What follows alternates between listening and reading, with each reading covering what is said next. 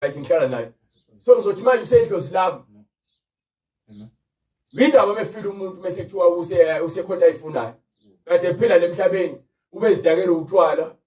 ehlala ethaveni ube khupha amantombazane efeba siyawazi umvuzo wabantu abadakwa utshwala nabafebayo nabantu ababulalayo bese efile manje sezoba idlozi elihle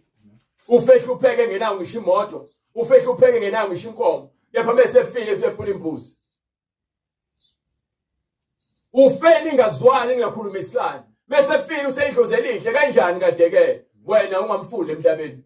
sekumele nihlabe izinkomo nezimbuzi nithi ngiyabuyisana